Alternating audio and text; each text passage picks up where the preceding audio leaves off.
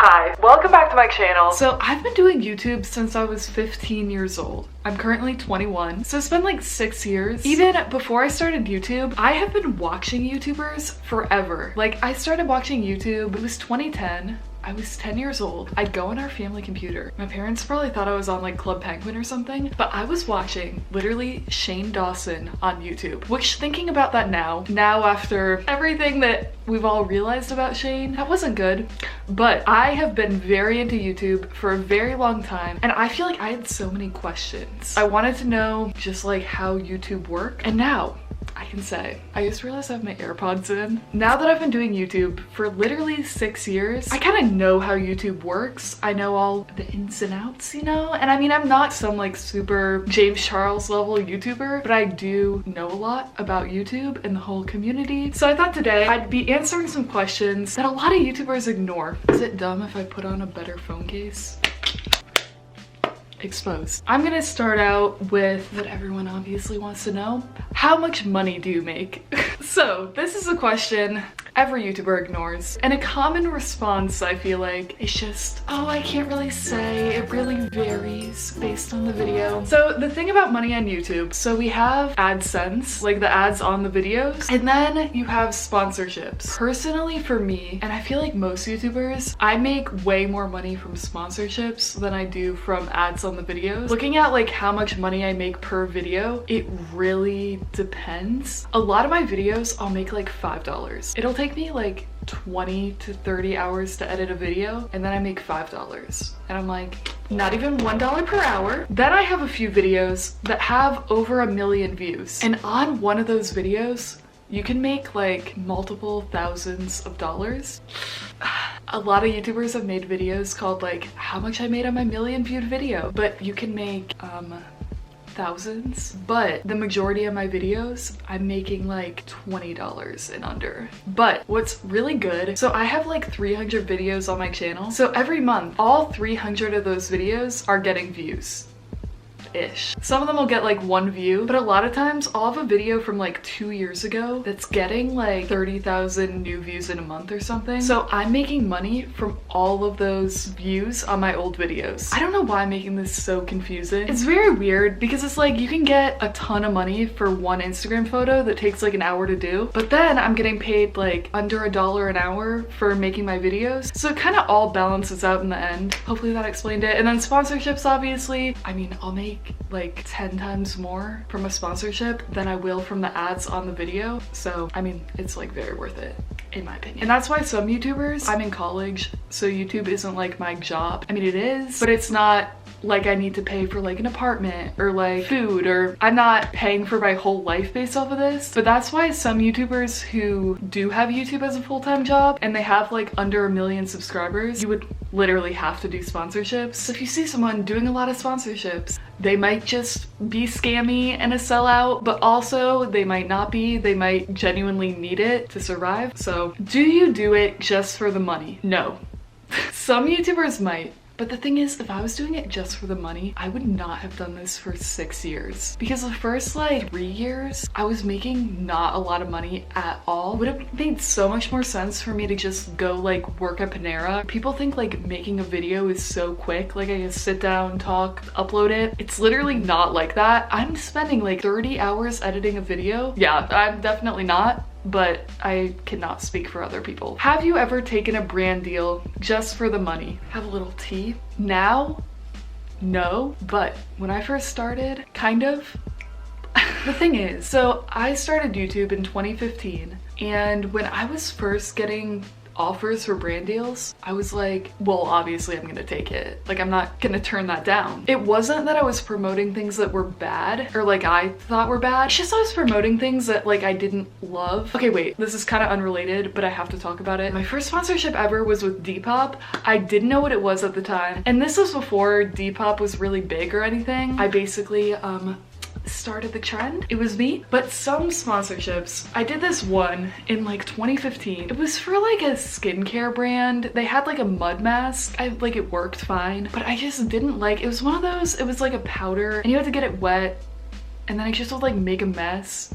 so I never used it again. And then another time I did one with a teeth whitening company, and it was one of those teeth whitening things where you had like the gel and you put it in a little plastic retainer thing, and then it had like the blue light you would put in your mouth, and it worked. But same thing, it was so like messy and so inconvenient to use. Like I was sitting there with this light in my mouth, like drooling the whole time, and I was like, I mean, white strips exist. It's so much easier. So both of those things, I feel like they worked well, but they just weren't really for me and I didn't really use them. So I guess you could say I was doing it for the money, especially now that I get way more offers from reputable good companies. I wouldn't take any of those, but yeah, exposing myself. But there was actually a time, I think it was like 2017, this company sent me their clothes and then they were gonna pay me, and I was making like a haul video. Basically, the girl emailed me, she was like, hey, I sent out your package, it should be there next week. I was like, great. And then in her email, she included the links to the products for me to put in my description, and she had all the links except for this one dress, and instead of putting the link, she wrote, I'm not gonna give you the link to this one because it's not good, right? I was like, what? Like I didn't even get it. And then I got the package, and that one dress, it was like when you're having a birthday party and you get that like plastic tablecloth, it felt exactly like that, but it was a dress. So I emailed her back. I was like, I literally cannot work with you, I'm sorry. And then I can't believe I did this, but then I made a video talking about how bad the clothes were. I went off. I cannot believe, like, don't even send it to me. I just can't believe she sent it. Unless I like misinterpreted the whole thing, but her email, she's literally like, I know this isn't good, right? So that was kind of like my worst experience, but I did turn that one down and expose them. So I feel like I'm pretty genuine now. Are there brands you regret working with? That one, but I didn't really work with them. It was called Fairy Season, by the way. I don't know if I said that, but for brands I regret working with, I'd have to say Shein and Zaful. At the time, I liked the stuff they sent me, but now looking back, I just would never work with them. It's just so clear based on the prices that the workers are being mistreated, and I don't want to support that. I would feel so bad like accepting money. I will admit, sometimes I do shop at Shein. I have gotten like a Zaful bikini kind of recently, but I don't want to make a whole video telling thousands of people to shop there. I just don't want to promote it. Shein and Zaful both always email me. Shein especially. This one girl, she emails me like weekly, and she'll be like, here's your new code if you want to share it with your audience. And I'm not sure at what point she'll notice that I've never shared my code before, but she keeps emailing me. Sometimes I'll get the email and it'll have like 20 people's emails like in the to box, and I'm like, you couldn't even fix that. Zaful will literally be like, we want you to make a dedicated video and we'll pay you like $30. And I'm like,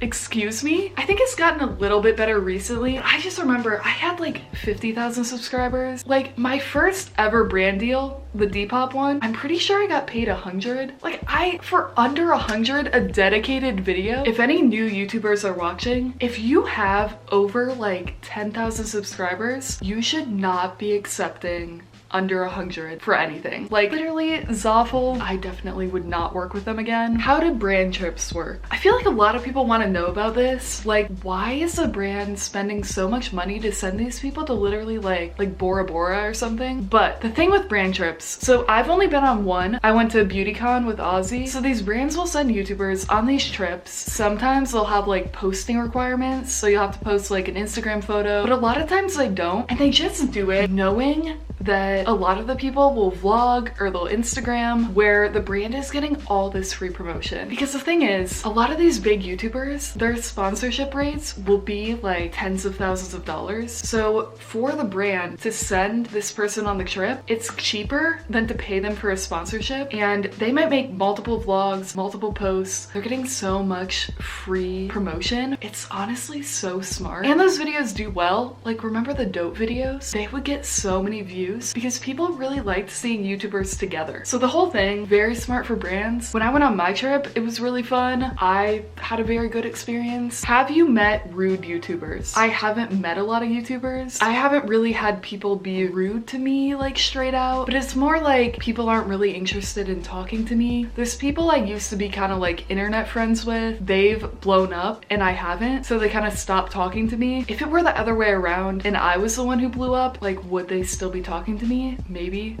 probably. Yeah, probably. Would you do YouTube as a full-time job? I personally would not do YouTube full-time. Few reasons. One being, I'd be broke. I wouldn't be broke. The thing is, I would just be really dependent on sponsorships, and I don't want that to be me. It's just like a lot of pressure and needing that sponsor to come in. I mean, I'd be kind of stressed, and I feel like I'd become kind of like a sellout. Not actually, but it's just like I wouldn't be doing it for like the joy of making videos. I'd be doing it because I literally need to, or else I won't have food. So another reason, I really want to work doing marketing because that's what I'm getting my degree in. Yeah, I'm graduating college next year, and I definitely want to get like an actual job with my degree. Not that YouTube isn't an actual job, but you know what I mean. And I think working for myself is not something I really want to do at this point. I mean, I think I'm like a pretty independent person, but when I'm alone for a long time, I get very in my own head, and like my mental health is just not doing great usually. So I would way rather be working with people. I think I need to be around people. If I'm just alone, I will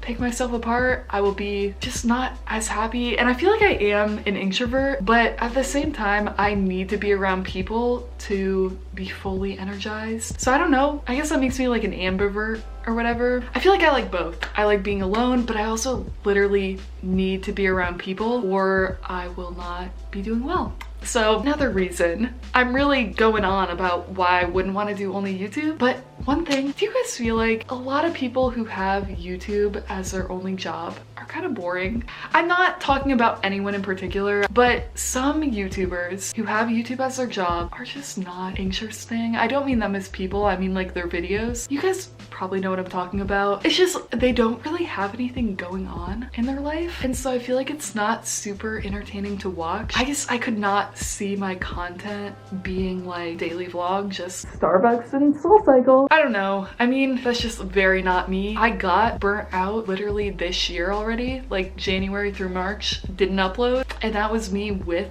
other things going on in my life. So I cannot imagine if I only had YouTube and then had to upload because of the money. I don't know. That is my personal opinion. Let me know what you guys think. But yeah, what's the worst part of YouTube? For me personally, the worst part of YouTube, this is so weird, but it's the fact that the videos are me. Does that make any sense? I feel like there's a common misconception that YouTubers are like super narcissistic. They feel like everyone cares about their lives. I mean, maybe some are like that. I'm literally the opposite. I feel like no one will care. So I'll be editing my videos, and every like 5 seconds, I'm like, gotta edit that out. No one will care about that. This part's boring. I will beat myself up, convince myself that no one will care, no one will watch. I'm weird. I have a bad personality. That's really sad, I guess, but I don't know what it is. But while I'm editing my videos, I'm watching them from a very weird perspective. And even when I go back and watch my old videos,